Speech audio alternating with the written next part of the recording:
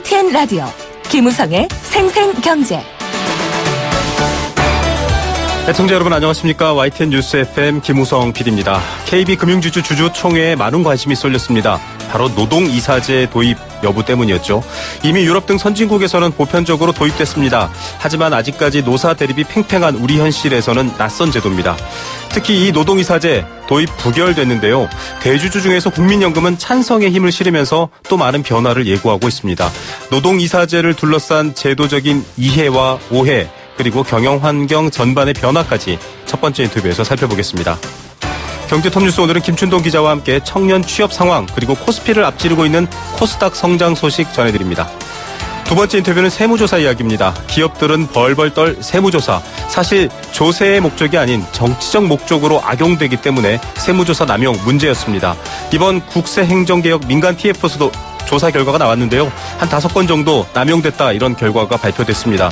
여러 가지 의도와 목적을 충족하는 세무조사가 결국은 신뢰를 잃고 세금을 충실히 내지 않는 부작용을 만들어낸다라고까지 비판받고 있습니다. 전문가와 함께 확인해 보겠습니다.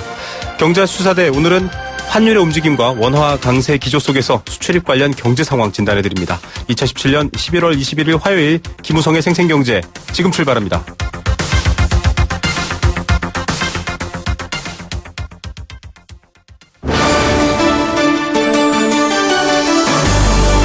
YTN 라디오 김우성의 생생경제.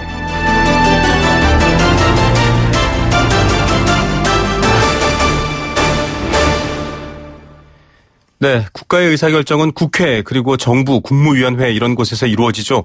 기업이나 공공기관은 이사회가 바로 최고 의결기구입니다. 여러 가지 사항을 결정하게 되는데 이 이사회에 노동이사제 도입 여부가 관건이었습니다. 바로 KB금융지주 주총에서 이 안건이 올라왔는데요. 부결됐습니다. 그런데 논란은 이어지고 있습니다. 공공기관에 이 노동이사제를 도입하겠다. 문 대통령의 공약이기도 했는데요. KB금융 사례를 통해서 드디어 논의가 활발해지고 있는 겁니다. 특히 국민연금이 노동이사제에 찬성표 던졌다는 것도 큰 여파를 만들어내고 있는데요. 앞으로 어떻게 전개될지 또 이 노동이사제의 정확한 의미, 이해와 오해도 살펴봐야 될 것 같습니다. 동국대학교 경영학과 강경훈 교수 전화로 연결합니다. 교수님 안녕하십니까? 예, 안녕하세요. 예, 어제 KB금융지주 주총에서 이 노동이사제 일단 부결됐습니다. 무산된 전체적인 흐름 어떻게 평가하십니까? 최대 주주가 국민연금인데 국민연금이 이제 찬성을 했는데요. 네. 국민연금의 이제 지분 포함해서 한 14% 좀 모자라게 찬성을 했거든요. 네. 결국은 이제 한 국민연금 제외하고는 한 4% 정도밖에 찬성을 안 해서 뭐 거의 대부분의 주주들이 네. 이제 반대를 했다 이렇게 해석을 할 수가 있겠습니다. 예. 이 노동이사제라는 건 물론 좀 저희가 이후에 노동이사제에 대해서 당연히 좀 자세히 여쭤보겠지만 한 외국인이 한 70% 가까이 지분을 갖고 있다고 하는데 결국 반대한 배경은 어떻게 읽어봐야 될까요? 뭐 일단 주주들은 이제 주주들 이외의 이해 관계자들이 네. 경영에 참여하는 것을 뭐 아무래도 좋아하지는 않겠죠. 네. 뭐 자기네들이 이제 경영을 좌지우지하는 게 이제 당연히 이제 자신의 이제 이해에 부합을 하니까요. 네네. 거기다가 이제 여러 가지 뭐 경영 효율성을 저해한다든지 이런 우려가 있겠고 또 이런 시도가 이제 처음이지 않습니까? 금융권에. 네. 그러니까 이제 처음으로 시도되니까 이제 여러 가지 리스크가 있다. 뭐 이렇게 이제 판단들을 하신 것 같습니다. 예. 이번에 이 노동이사제, 노동조합에서 추천한 사회이사로서 하숙수 변호사가 추천이 됐다가 됐죠. 이게 사실은 좀 애매한 게 노동이사제와 사회이사를 그러니까 노동조합이 추천한 것과 차이가 있나요? 교수님 어떻게 봐야 되나요? 그러니까 원래 노동이사제는 이 노조원 출신이 이제 경영에 참여를 하는 네. 그런 건데 요번은 이제 KB금융 노조에서는 이거는 노동이사가 아니다. 네네. 그러니까 노조에서 추천하는 사회이사다. 네네. 이렇게 이제 주장을 하고 있는데 네. 이제 많은 업계 관계자들은 이게 이제 노동이사제의 신호탄이다. 이렇게 네. 해석을 하고 있는 거죠. 예, 사회이사든 혹은 노조 조합원이 직접 이사로 올라오든 어쨌든 똑같이 이 노동권의 경영 참여라는 측에서는 좀 비슷한 여파다 이렇게 보시는군요. 예. 그렇게 해석을 많이 하고 있습니다. 예. 자, 이게 이번에 부결됐는데 뭐 재상정 추진하고 있습니다. 특히 정관 변경권에서는 뭐 이 대표이사의 감사위원 후보, 이사 후보 추천 배제 뭐 이런 것들까지도 지금 안이 나왔는데 3월에 보통 많은 기업들이 정기주총이 있지 않습니까? 예, 그렇습니다. 다시 논의가 된다고 하는데 지금 흐름상으로 보면 어떻습니다? 도입 가능성이 있다고 봐야 될까요? 그거 뭐 그때 가봐야 되는데 네. 일단 이제 국민연금에서 네. 요번에 이제 찬성을 했지 않습니까? 네네. 그리고 또 국민연금이 여러 기업이나 여러 금융지주 회사의 최대 주주로 있거든요. 네. 그러다 보면 이게 또 가능할 수도 있지 않을까. 좀 더 이제 지켜봐야 될 것 같습니다. 일단 논의에 불은 붙었습니다. 사실 예. 지배구조 개선 이야기 나올 때마다 사회이사가 거수기다. 굉장히 이제 사회이사의 역할, 감시의 역할을 못하고 있기 때문에 이 노동이사제나 사회이사제를 노동조합 쪽에 추천하는 것들은 좀 투명성에 도움이 된다 이런 주장이 있거든요. 이건 맞는 얘기인가요? 그렇게 긍정적인 방향으로 작동할 소지도 있죠. 네. 그래서 또 이제 금융회사 같은 경우에는 저희가 이제 관치금융의 폐해를 많이 지적들을 하지 않습니까? 정치 영향력을 많이 받죠. 네. 예. 정치나 뭐 아니면 이제 정부의 영향을 많이 받는데, 근데 이제 그동안 그러면 경영진이 충분히 그런 외풍을 잘 차단을 했느냐면 또 이제 그렇지 못하다라는 지적도 많으니까. 네. 여기에 이제 노동이사 제도가 이런 관치금융을 좀 차단하는데 도움이 될 수 있다. 이런 주장들도 많이 있습니다. 예. 자, 여러 가지 상황이 있는데 다른 금융권에서도 지금 도입 이야기가 나오고 있습니다. 하나금융, 우리은행 이렇게 나오고 있는데 예. 교수님께서 지적해 주셨지만 이 노동이사제가 서구에 이미 적용된 선진국 사례를 보면 대기업 제조업 중심이다. 금융업은 좀 특수성이 있어서 다르다. 이런 지적을 하셨거든요. 어떤 이야기인가요? 일단 유럽에서는 이제 많은 나라들이 이 제도를 도입을 하고 있고요. 네. 특히 독일 같은 경우에는 500인 이상 그 기업에서는 다 노동이사제가 도입이 되어 있거든요. 아, 네. 근데 이제 독일의 경우를 우리나라하고 이제 똑같이 보기는 어려운 게 네. 독일은 이사회가 경영이사회하고 감독이사회로 나뉘어져 있어서 네. 이 노동이사는 이제 경영이사회가 아니라 감독이사회 쪽에 참여를 하고 있습니다. 그래서 네. 우리나라하고 똑같지는 않고 제가 제조업 구호 말씀을 전에 이제 한번 드렸던 적이 있는데 그거는 이 노동이사제를 우리나라에 지금 도입을 이제 처음 이제 논의를 하고 있지 않습니까? 네네. 아직 낯선 개념이기도 하거든요. 예. 네. 공공부문 금융산업 또 제조업 여러 가지 산업이 있는데 네. 근데 막상 근데 저희가 노동이사제를 도입을 해서 네. 제왕적 경영을 제왕적인 경영권의 전횡을 막는다라든지 네네. 투명성을 높인다. 이런 거는 이제 사실상 금융이나 공공부문보다는 이제 다른 거대 기업 집단 이런 경우에 좀 더 적합하지 않겠나. 네. 이런 이제 취지에서 말씀을 드렸던 겁니다. 예, 여러 가지 이 기업 의사결정 구조라든지 투명성 측면에서는 제조업 사례를 드신 거고 사실은 금융권도 앞서 말씀해 주셨지만 여러 가지 정부의 영향력이라든지 관치 이런 면에서는 사실 이 견제와 감시 기능이랄까요 필요한데 사실은 이 금융업도 그렇고요. 지금 국민연금이 찬성으로 돌아섰습니다. 정부 입장을 좀 대변하고 있을 텐데 이게 좀 수익을 많이 내고 이익 실현에 좀 많은 가치를 두고 있는 기업인데 이를테면 좀 노동이사제로 가면 이슈가 고용 안정이나 이런 쪽으로 좀 치우치는 게 아닌가. 이게 좀 취지에 맞나 이런 비판들도 있거든요. 어떻게 봐야 될까요? 예. 지적을 잘 해주셨는데요.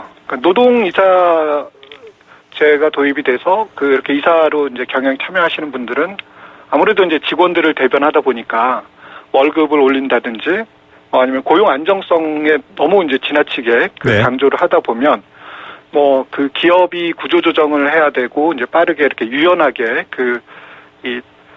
대처를 해야 될 때, 자꾸 이제 발목을 잡아서, 기업의 경영을 저해하는 그런 우려로 작용을 할 수가 있겠습니다. 예. 자, 투명성의 부분에 대해서는 이견이 없겠지만, 또 여러 가지 효율성의 부분에서는 다른 측면이 있다, 이런 차원에서 여쭤본 거고요.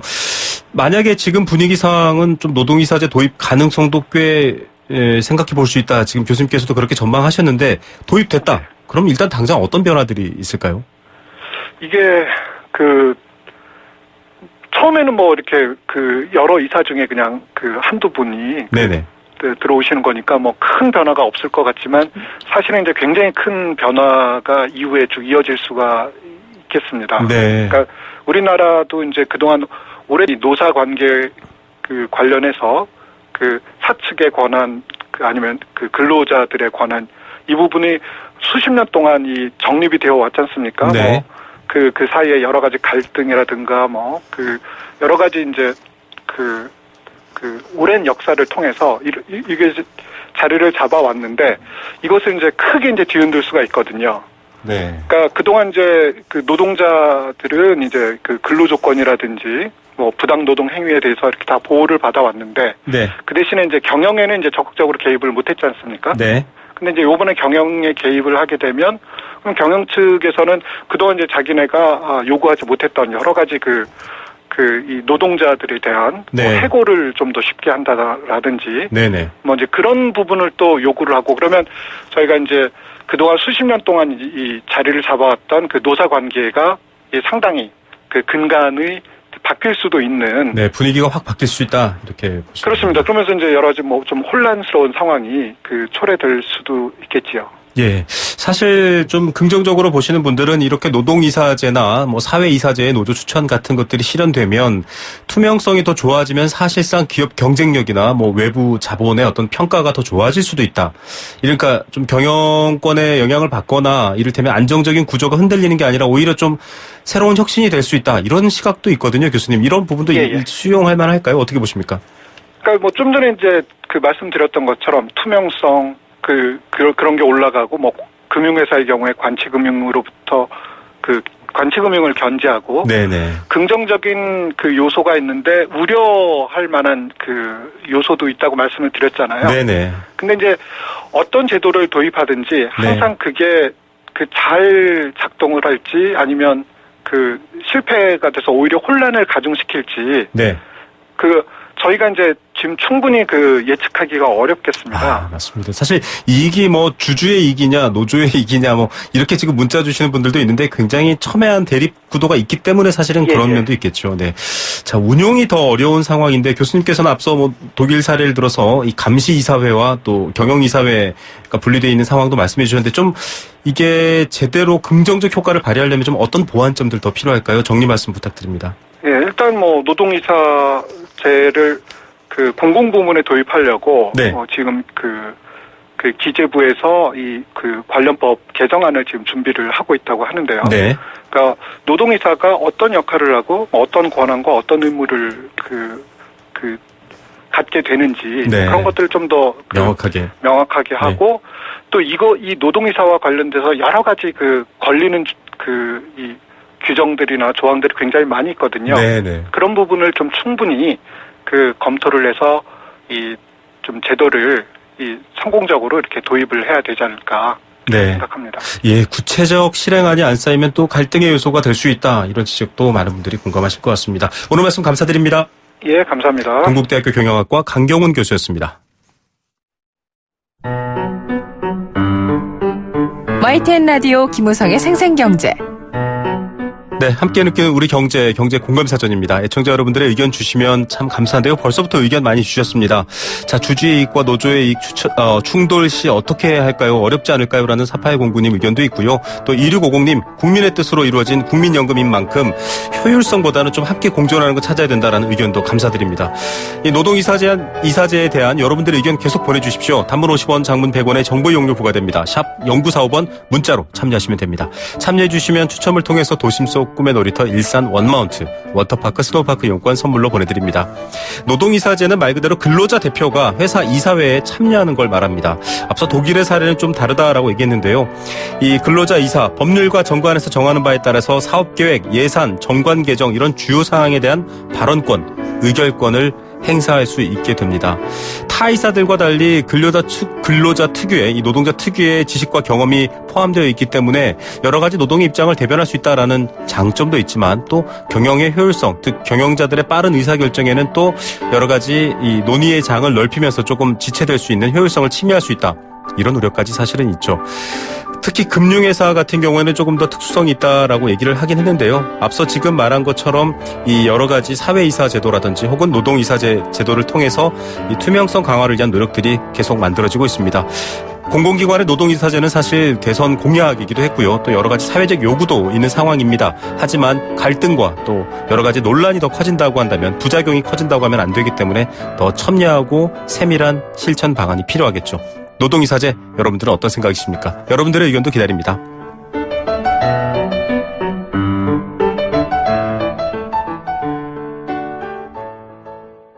네, 생생경제 일부 포스코와 함께했습니다.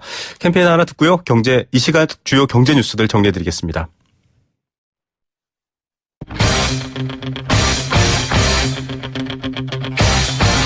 지금 가장 뜨거운 경제 소식. 경제 톱 뉴스. 네, 현재 시각 오후 3시 26분 20초 이제 막 지났습니다. 이 시각 주요 경제 뉴스 알아봅니다. 비즈니스워치 김춘동 기자입니다. 안녕하십니까? 네, 안녕하세요. 예, 청년 취업 상황 좀 먼저 알아봐야 될 텐데요. 취업 상황 굉장히 어렵네요. 네, 통계청에 따르면 지난달에 청년층 취업자가 393만 명이었는데 1년 전보다 5만 2천 명이나 줄었습니다. 지난 6월 이후에 5개월 연속 지금 뒷걸음질을 하고 있는 건데요. 특히 지난달의 감소폭이 2013년 8월 이후에 4년 2개월 만에 가장 컸습니다. 15세부터 29세까지 청년층을 좀 말하는데요. 이 청년층 취업자 비중이 전체 취업자 중에서 차지하는 비중이 14.6%까지 그러면 좀 떨어졌습니다. 이것도 좀 역대 최저 수준이고요. 네. 청년층 취업자 비중은 1980년대에는 30%로 웃돌았는데 이후에 좀 계속 줄면서 2011년 이후에 15% 수준을 유지해 왔는데 최근 석 달 연속 좀 비중이 줄면서 14%대까지 좀 떨어진 겁니다. 예, 상당히 좀 어려운 상황이군요. 60세 이상 고령자 취업자는 어떻습니까? 네, 지난달에 60세 이상 취업자는 439만 3천 명으로 1년 전보다 무려 25만 2천 명이나 늘었습니다. 60세 이상 취업자 증가폭은 2년 전만 해도 20만 명을 밑돌았는데요. 올해 들어서는 20만 명 후반대로 좀 빠르게 늘고 있는 겁니다. 그러면서 60세 이상 취업자 비중은 석 달 연속 좀 상승을 했는데 16.4%까지 올라갔습니다. 청년층이 사라진 일자리의 상당 부분을 60세 이상 취업자가 채운 건데요. 저출산 고령화에 따른 이 취업 시장의 구조적인 변화와 함께 최근 수년간 계속된 이 청년층의 고용 한파 때문인 것으로 그렇게 좀 풀이가 되고 있습니다. 네. 자, 교육비 공제 혜택 받는 분들 꽤 있을 텐데 보니까 고소득층이 좀 더 많이 혜택을 받는다, 이런 결과도 있네요. 네, 국회 기획재정위원회에 따르면 이 교육비 특별세액 공제 조세 지출 규모가 2014년 1조 803억 원에서 올해는 1조 1845억 원으로 늘어날 것으로 좀 예상이 되고 있는데요. 이 교육비 특별세액 공제는 가계의 교육비 부담을 좀 줄여주기 위해서 이 각종 교육비의 15%를 좀 세액 공제해주는 제도를 말합니다. 본인과 부양가족을 위해서 지출한 교육비의 15%를 공제해주는데 부양가족의 경우에는 고등학교까지는 1인당 300만 원, 대학교까지는 900만 원이 연간 한도인데요. 네. 이 문제는 이 교육비 공제 혜택이 좀 고소득층에 좀 집중이 되고 있다는 겁니다. 자, 고소득층에 집중된다. 어떤 내막일까 궁금한데 일단 차이는 어느 정도 나는 건가요? 네, 2015년에 총 급여 규모별로 납세자 1인당 평균 공제 대상 교육비를 분석을 했더니 총 급여 3천만 원 이하는 73만 4천 원에 그친 반면에 1억 원 이상은 460만 5천 원에 달해서 6배 이상 차이가 났습니다. 소득이 늘어날수록 이 공제 혜택이 좀 커지는 구조인데요. 이유를 좀 봤더니 이제 자녀를 사설 영어 유치원이나 사립초등학교 또 국제중학교 등에 보내면서 교육비를 많이 쓰는 고소득층이 한도까지 좀 공제를 받기 때문으로 좀 그렇게 풀이가 되고 있습니다. 이에 따라서 이 공제 한도를 좀 낮출 필요가 있는 게 아니냐, 이런 지적이 나오고 있는데 교육비 공제 한도는 중학교까지는 100만 원 수준, 고등학교는 200만 원 수준으로 낮추고 대학교는 근로자 본인 교육비만 공제하는 소득세법 개정안이 현재 좀 국회에 발의되어 있는 상태라고 합니다. 네, 교육비 쓸 수 있는 돈 차이 때문도 있군요. 자, 1년 미만 정기 예금에 돈이 몰린다고 하는데 예금 금리 좀 괜찮아진 건가요? 네, 한국은행에 따르면 올해 3분기 예금은행의 1년 미만 정기 예금이 211조 5,600억 원 수준으로 집계가 됐습니다. 분기 기준으로 1년 미만 정기 예금이 200조 원을 넘어선 건 이 통계를 내기 시작한 이후에 처음이라고 하는데요. 네. 그 2분기와 비교하면 19조 4천억 원 10% 넘게 늘었습니다. 증가 폭으로는 2010년 2분기에 가장 컸는데 월 분류 좀 보면 올해 1월부터 5월까지는 170조에서 180조 원대에 머물다가 6월부터 좀 190조 원을 넘어섰고요. 이번에는 200조 원대로 좀 뛴 겁니다. 네, 1년 미만 정기예금 이렇게 크게 느는 배경 뭔가요? 보통 정기예금은 이 목돈을 마련하기 위해서 비교적 오랜 기간 좀 넣어두는 돈을 말하는데요. 네. 근데 최근에는 저금리가 좀 길어지다 보니까 이 정기예금도 좀 점차 단기화하는 모습을 좀 보이고 있습니다. 아무래도 이 마땅한 투자처가 없다 보니까 좀 제대로 된 투자처를 찾을 때까지 임시로 좀 자금을 묶어두는 차원에서 좀 정기예금을 주로 활용하고 있기 때문인데요. 네. 최근에는 이 기준금리 인상이 좀 예고되면서 이런 흐름이 더 강해지고 있습니다. 금리가 오른 후에 더 높은 금리를 따라서 이 자금을 좀 옮기려는 사람들이 그만큼 늘고 있다는 건데, 특히 지난 6월 이후에 이 단기 정기예금 크게 늘고 있는 건 이 기준금리 인상 기대감이 크다, 뭐 이런 분석이 많습니다. 네, 갈 곳을 잃은 돈들도 많이 모여 있군요. 자, 코스닥 시장 요즘 계속 관심을 보이고 있습니다. 뭐 지수도 굉장히 올라가고 있는데 코스피를 추월할 정도다 이런 얘기가 나왔네요.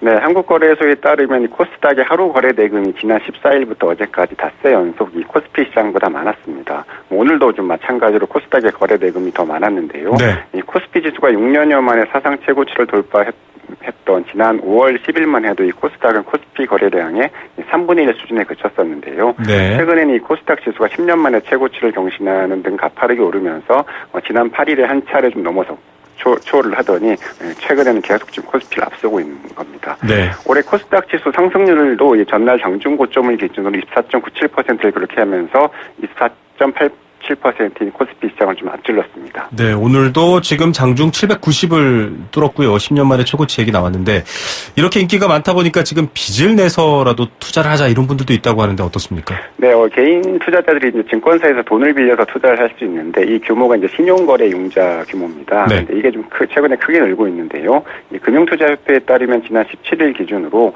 이 코스닥 시장의 신용거래 융자 규모가 4조 8천억 원으로 한 달 전보다 10% 가까이 늘었습니다. 연초와 비교하면 25%, 1조 원 이상 늘어난 건데요. 이 4조 6천억 원 수준인 이 코스피 시장보다도 이 금액이 더 많았습니다. 네. 그동안 이 상승장에서 소외됐던 코스닥이 좀 최근에 활기를 띠고 있는 건 좋은 현상이고 또 앞으로의 전망도 좀 밝은 편이긴 한데요. 이 가파른 상승으로 이 단기 과열 우려가 있는 가운데서 이 빚을 내서 주식을 하는 건 좀 조심할 필요가 있을 것 같습니다. 네, 이 코스닥도 여전히 쏠림 현상이 있기 때문에 좀 조심, 여러 번 강조해도 지나치지 않을 것 같습니다. 우리나라 국민 해외에서 긁은 카드 사용액, 사상 최대 이 뉴스 자주 나오는 것 같은데 지난 3분기도 그렇네요. 네, 맞습니다. 한국은행에 따르면 지난 3분기에 내국인이 해외에서 쓴 카드 결제 금액이 43억 8,700만 달러, 우리 돈으로 4조 9천억 원을 웃돌았습니다. 네. 2분기보다는 4.9% 늘었고요. 말씀하신 대로 올해 1분기부터 3분기 연속 사상 최대치 기록을 지금 갈아치우고 있습니다. 해외 카드 사용액이 늘어난 건 해외로 나간 여행객이 그만큼 많이 늘었기 때문인데 한국문화관광연구원의 통계를 보니까 3분기 내국인 출국자 수가 701만 명에 달해서 지난해 3분기보다 14.8%가 늘었습니다. 올해 3분기에 외국인이 국내에서 쓴 카드 결제액도 좀 2분기보다는 11% 넘게 좀 늘긴 했는데요. 네. 그래도 지난해 3분기와 비교하면 여전히 23% 넘게 줄어든 수치여서 사드 여파가 좀 여전했던 것으로 좀 나타나고 있습니다. 네, 오늘의 톱뉴스 어떤 것 선택하시겠습니까? 청년층 취업자 기사를 꼽고 싶은데 청년층 취업자가 계속 줄고 있는 건 이 저출산 고령화와 함께 이 청년 실업 문제가 그만큼 심각하다는 반증인데요. 청년층을 위한 양질의 일자리 공급이라는 해법이 아직은 좀 멀어 보여서 이런 정책을 좀 서두를 필요가 있지 않나 생각이 좀 들었습니다. 네, 청년 취업 미래라는 두 글자도 좀 다시 고민하는 기회였으면 좋겠습니다. 오늘 뉴스 감사드립니다. 네, 감사합니다. 비즈니스워치 김춘동 기자입니다.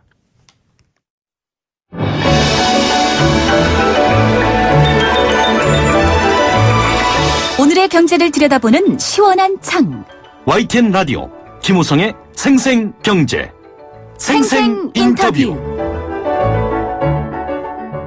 네, 오늘 두 번째 생생 인터뷰는 세무조사 이야기입니다.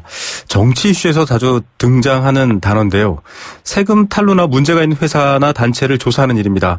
이게 무슨 문제인가 하시겠지만 특정한 의도가 있을 경우에는 정치적 압력으로 해석되기도 합니다. 성격은 조금 다르지만 현재 몇몇 개신교회가 종교인 과세 반대하는 이유도 바로 세무조사 남용이 걱정된다 이런 이유를 들었죠. 요즘 정부가 과거의 여러 가지 것들을 좀 바로 고쳐보겠다라고 나서고 있는데요. 여러 가지 국가기관을 상대로 이런 일들을 시작하고 있는데 국세청도 마찬가지입니다. 국세행정개혁 TF가 있고요. 이 세무조사 남용 같은 잘못을 좀 찾아내겠다라고 했는데 어제 결과 보고서를 공개했죠. 어떤 내용인지 또 이 문제를 어떻게 바라봐야 될지 전문가와 먼저 이야기 좀 나눠보겠습니다. 강남대학교 세무학과 안창남 교수입니다. 교수님 안녕하십니까? 네, 안녕하세요. 예, 이 세금 문제 사실 중요한데도 좀 어렵기도 하고 좀 복잡하기도 해서 많은 분들이 이해가 어려운데 어제도 이 국세청 TF가 세무조사 점검 결과 및 처리 방안 권고라는 걸 내놨습니다. 이 8월부터 운영됐는데요. 이게 좀 국세청의 그간의 여러 가지 일들을 좀 살펴본다 이런 취지인데 어떻게 보십니까? 취지랑 활동 어떻게 평가하십니까? 네, 국세청의 세무조사가 혹시 적폐적인 요소가 있는지를 아마 들여다보았던 것 같습니다. 네. 아시다시피 세무조사는 납세자로 하여금 추징세액이 있으면 한꺼번에 많은 돈을 내게 하기도 하고 네. 두 번째는 그 정도가 지나치면 조세범으로 처벌도 가능하다는 점에서 네. 국민의 재산권을 심대하게 침해할 수 있는 그런 요인 중에 하나입니다. 아, 네. 그래서 세무조사는 늘 신중해야 되고 네네.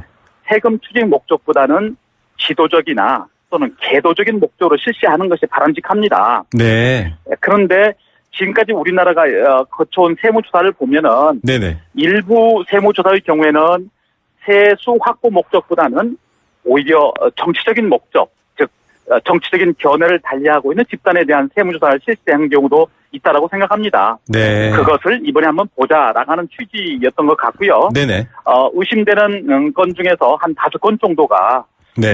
그러한 세무조사에 남용의 소지가 있다 이렇게 나왔던 것 같습니다. 예, 일종의 경제적인 영역, 특히 이 세금 아주 중요한, 헌법적인 중요한 요소인데, 그걸 좀 다루는 칼처럼 쓰여왔던 부분들을 살펴본다. 말씀하셨던 네. 것처럼 지금 62건, 이게 보니까 범위는 광범위합니다. 이 김대중 노무현 정부까지 포함해서 조사했더니 62건이다. 그중 네. 5건이 좀 남용을 확인했다. 이렇게 얘기를 했거든요. 이 부분들은 네. 좀 어떻게 보십니까? 사실은 과세관청으로서는 창피한 일이죠. 네. 국민이 국세청한테 세무조사권을 줄 때는 네. 중립적이고 네. 아까 말씀드린 납세자가 잘못했으면 지도하고 계도하라는 목적이었지 네. 어떤 다른 목적으로 사용하라는 것은 아니었거든요. 네네. 과세관청으로서는 창피한 일이고 국민의 입장으로서는 속상한 일이 아닌가 그렇게 생각합니다. 네. 이번 민간인 TF를 보면 62건 중에서 5건 정도만 확인됐다라고 하는데 네네. 사실은 상당수 많은 의심의 건들이 있었거든요. 네. 그러나 민간 TF이다 보니까 아, 네. 자료 접근에 한계가 있을 수가 있고 네네. 또 현 국세청 고위 간부 중에서 네네. 그 적폐청산의 대상이 된 세무조사와 직접 또는 간접으로 관련된 사람들도 제법 있습니다. 네네. 이러한 저런 것 때문에 자료에 대한 접근이 아마도 좀 어렵지 않았겠는가. 네. 그렇게 생각을 합니다.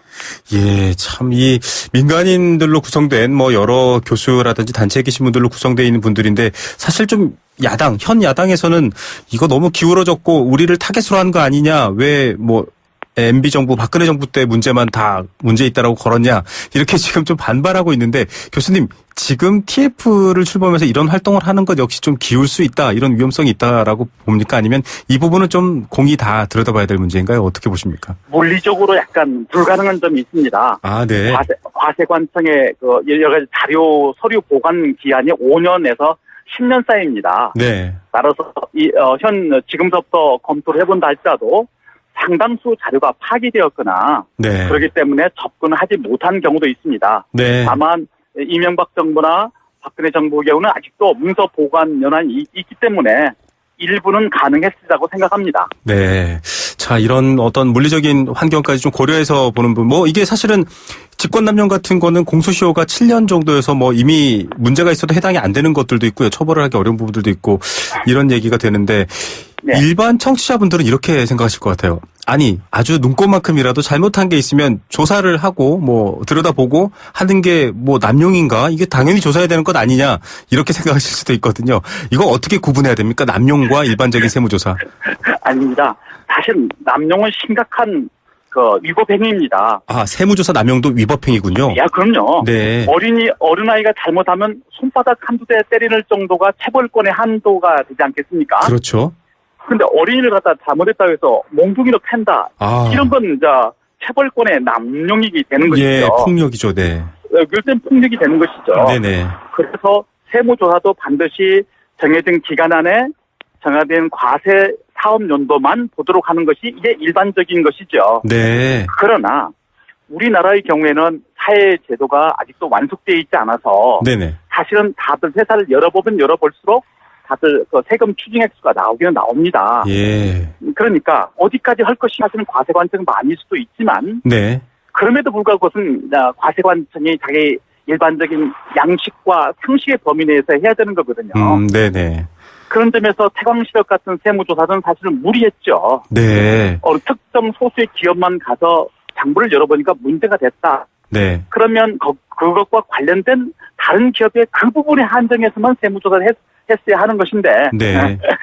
또 그 기업에 가서 또 전체를 열어보니까 또 다른 사건이 나오고 이렇게 됐던 거거든요. 네. 그러니까 아까 같이 남용은 사실은 심각한 위법행위가 되는 것입니다. 예, 이른바 지금 말씀하셨던 태광실업 같은 경우가 지금 보도가 막 나오는데요. 좀 용어가 어려워서요. 기사에 등장했던 용어입니다. 부가 제척 기간을 과도하게 조사를 확대했다 이런 얘기인데 언뜻 보면 이게 무슨 말인가 싶거든요. 부가 제척 기간이란 말은 쉽게 말씀드리면 네. 세무조사 가능 기간입니다. 아, 네. 시기를 정해놓군요. 네. 네, 우리가 이 세법에서 일반적으로 성실하게 신고한 사람은 5년으로 보고 있고요. 네. 사기 그 밖의 부정한 행위를 저지른 자에 대해서는 10년으로 이렇게 정해져 있습니다. 네네. 근데 이게 사기 그 밖의 부정행위나 또는 일반적으로 한 것인가에 대한 그 기준점이 모호합니다. 아, 네. 그러니까 뭐 탈세를 했다라고 한다면 세법에 분명히 10년으로 돼 있거든요. 네네. 그러니까 그것을 10년으로 무리하게 확장했다 이런 얘기입니다. 예. 그것은 아까 같이 나중의 경우에 해당되는 거거든요. 네네. 참 네. 이렇게 좀 무리수가 있다. 지금 연예인 소속사를 조사한 경우도 물론 여러 가지 좀 막 도표까지 그려져서 복잡하긴 한데 이런 얘기가 나오더라고요. 조세 목적 이외의 세무조사권을 남용했다. 이건 또 무슨 말인가요, 교수님? 네. 세무조사는 아까 같이 지도적, 계도적이어야 되고 네. 세금 추징에 그쳐야 되는 거거든요. 네. 그런데 이제 만약에 블랙리스트에 올라 있는 연예인을 세무조사하면서 네네. 연예인과 관련된 기획사라든지 그 기획사와 또는 연관된 또 다른 기업한테 대해서 네네. 이 블랙리스트에 올라와 있는 사람과 하지 마라, 거래를 하지 마라. 한다면 이러한 벌을 주겠다라고 하니까 네. 결국 블랙리스트에 있는 그런 연예인들이 활동이 자동적으로 위축될 수밖에 없죠. 네. 만약에 그 광고 같은 모델을 그런 광고료로 계약을 한다면 광고 계약을 준 너를 혼내겠다라고 이렇게 한다면 누가 블랙리스트에 있는 연예인들하고 네. 광고 계약을 맺겠습니까? 예, 그 해당 마치 외과적 수술처럼 문제가 있는 부위의 세금 문제를 들여다보고 상식적인 수준에서 그거를 좀 계도하거나 맞추는 게 아니라 아주 좀 뭐랄까요, 좀 표현이 그렇습니다만 겁을 주는 방식으로 흔드는 경우, 맞습니다. 예, 이건 좀 네. 목적에 어긋났다 일반 청취자분도 생각하실 것 같습니다. 이 꼬박꼬박 세금 내시는 서민들 입장에서는 뭐 세무조사 좀 꼼꼼하게 할수록 좋지 않아라고 생각할 수 있지만 지금 얘기만 들어보면 이게 굉장히 남용이 무서울 수 있는데. 예, 무섭습니다. 예, 교수님께서 지적할 수 있는 이 세금조사 남용의 가장 큰 위험, 문제점 뭐라고 꼽으실 수 있나요? 결국은 국민들이 세무조사를 신뢰하지 못하게 되면 신뢰를 못하게 네. 누가 세무조사 나온다고 세무조사를 이렇게 거절할 수도 있는 것이죠. 네. 그다음 두 번째는 어차피 세무조사 나올 것 까짓것 내가 성실하게 신고할 게 뭐가 있느냐. 아직까 미리 부성실하게 신고하자 이런 마음도 들어갈 수가 있는 거거든요. 안 걸리면 되니까라고 불법이 더 만연해질 수 있다 이런 얘기군요. 네, 맞습니다. 참. 그러다 보니까 사실 이것은 굉장한 폐해가 되는 것이죠. 네. 소탄 대실의 아주 대표적인 사례입니다. 예, 참 생각하면 이렇지만 세무조사 자체를 신뢰할 수 없거나 아니면 안 걸리면 돼 주의로 불법이 만연하거나 이건 참 큰 문제입니다. 해외는 네. 어떻습니까, 교수님? 이렇게 세무조사가 이 정도의 폐해를 일으킬 수 있다라고 한다면 뭔가 제도적 장치가 우리보다 좀 먼저 마련돼 있을 것 같은데요. 예, 첫 번째는 세무조사 선정 대상과 관련해서 네. 정기 선정이 있습니다. 수시 선정이 있거든요. 네네. 정기 선정은 세법에 따라서 하는 거고 수시 선정은 첩보가 있으면 하는 것입니다. 네네. 근데 우리나라 세무조사의 대부분이 아니고 어떤 정치적인 목적의 세무조사는 대부분 그 탈세 혐의가 있다는 내용이 권력기관, 청와대나 국정원 등으로부터 나옵니다. 아, 뭔가 첩보에 의해서 그렇군요. 움직이는군요. 네. 그 국세청은 당연히 법에 따라 선정했고 세무조사했지요. 그러나 그 의도가 불순하다는 거거든요. 네. 그래서 합법적이지만 사실은 이것은 세무조사도 남용이다. 네네. 라고 생각합니다. 외국의 네. 경우에는 네. 미국이나 유럽의 경우에는 네. 권력기관으로부터 받은 정보에 따라 세무조사하는 것은 엄격하게 법으로 금지가 되어 있습니다. 아, 금지해놨군요, 아예. 네. 네. 또 만약에 세무조사했다면 굉장한 그 벌금이 부과가 되는 거고요. 네네. 그래서 그게 하나가 있고요. 네. 두 번째는 세무 공무원한테도 무기를 주었습니다. 네. 공무원은 직무, 상명, 하복이가 되어 있지 그렇죠. 않습니까? 네. 그러니까 위에서 세무조사 하라면 할 수밖에 없는데 그렇죠.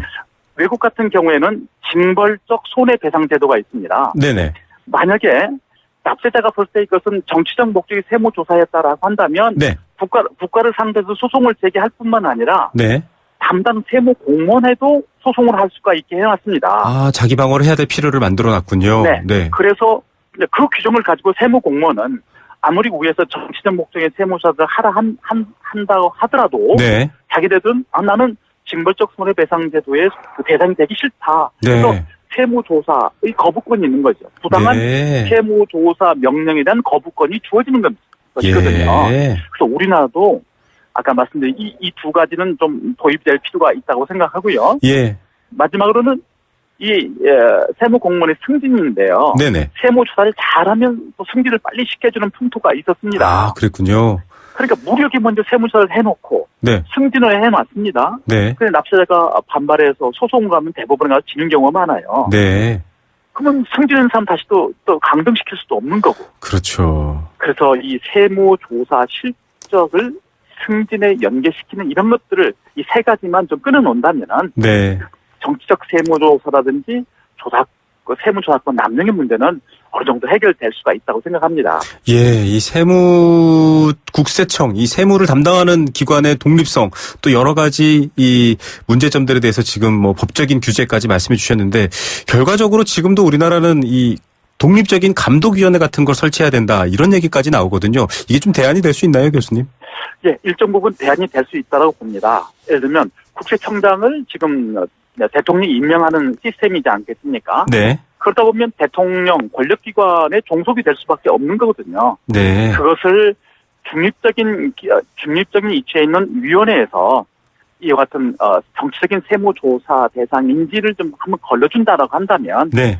이와 같은 유합적인 세무조사라든지 네. 그다음에 본질적인 세무조사의 목적에서 벗어난 정치적인 세무조사라든지 네. 그다음에 무리한 세금 추징 같은 건 많이 줄일 수 있다고 생각합니다. 예, 정말 세무조사 남용이란 자체가 안 좋은 의미지만은 그 폐해와 그걸 막을 수 있는 고민점 지금이라도 빨리 한 걸음 내딛었으면 하는 바람 듭니다. 교수님 오늘 말씀 네. 감사드립니다. 네, 감사합니다. 네, 강남대학교 세무학과 안창남 교수였습니다.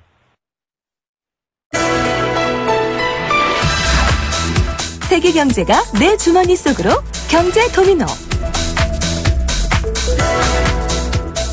네, 경제 도미노 시간입니다. 여러 가지 복잡하게 변화하는 경제 상황들, 지표들 바라보면서 과연 이게 어떤 의미일까 생각할 시간이 필요한데요. 오늘 그런 시간 마련했습니다. 건국대학교 경제학과 최백은 교수 연결해서 얘기 들어봅니다. 교수님 안녕하십니까? 네, 안녕하세요. 예, 좀 사실은 어렵기도 한 주제인데요. 일반 청취자분들 좀 어려워하시기도 하는데 환율 얘기 좀 여쭤봐야 될 것 같습니다. 네. 지금 1,100원 선 무너졌다가 회복했다가 오늘은 다시 또 1,096원으로 마감이 됐습니다. 환율 움직임 자꾸 주시해야 된다라고 하는데 어떤 의미가 있는 건가요? 아마 이 1,100원 선 무너진 게요. 네. 한 2년 6개월 만에 이제 무너진 거거든요. 네.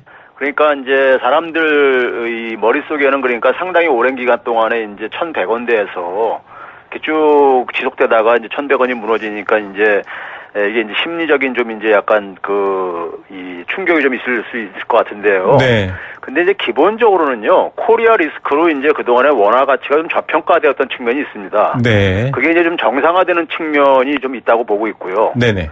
단지 이제 이렇게 이제 원화 가치가 상당히 가파르게 이렇게 변화할 때 투기적인 이제 거래들이 개입할 가능성이 높거든요. 네. 그래가지고 그것이 이제 환율 하락 속도를 이제 그러니까 일단 정상적인 것보다 더 너무 빠르게 이제 네. 진행되는 이제 측면이 이제 발생할 수가 있어요. 네. 그러다 보니까 이제 시장에서도 이제 그러니까는 워낙 강세는 이제 기정사실화하는 분위기고요. 네네. 오히려 그것보다는 이제 하락 속도에 이제 그러니까 얼마나 이제 하락 속도가 빠를 것이냐. 네. 여기에 좀 이제 주목하는 것 같습니다. 원화 강세를 걱정하시는 분들이 뭐 금리 유가까지 합쳐서 뭐 삼고 이야기도 나오고 있고요. 또 중소기업들 수출에 좀 장애다 이런 얘기하는데 어떤 의미에서 그런 거죠, 교수님? 근데 이제 일단 지금 원화 가치가 이렇게 상대적으로 상승하는 이유가요. 네. 한 5가지 정도로 좀 얘기를 할 수 있는데요. 네. 하나는 앞에서 얘기했듯이 이제 정상화. 코리아 리스크, 네. 한반도 전쟁 가능성이 이제 좀 진정되면서요. 네.